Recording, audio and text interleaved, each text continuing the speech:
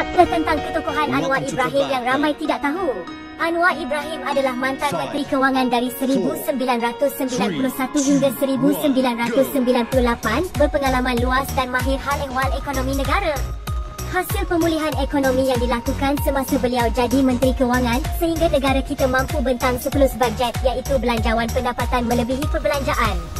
Apabila kedudukan ekonomi negara stabil, beliau menulis surat kepada Bank Dunia untuk menghentikan bantuan kewangan kerana negara kita sudah mampu berdikari.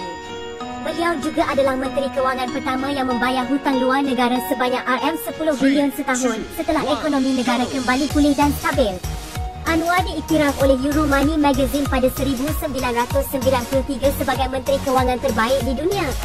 Pada 1996, sekali lagi beliau diiktiraf sebagai Menteri Kewangan terbaik di Asia oleh Asia Money Magazine.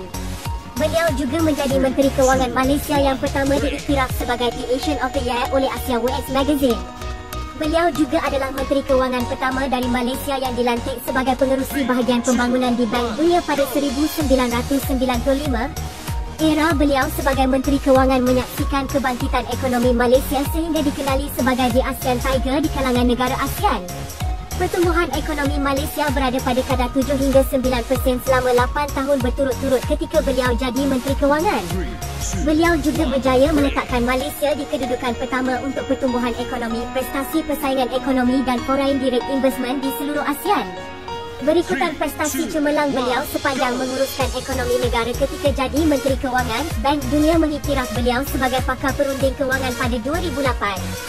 Bank Kesatuan Eropah turut mengiktiraf pencapaian beliau sehingga diakui sebagai pakar ekonomi dan kewangan pada 2014.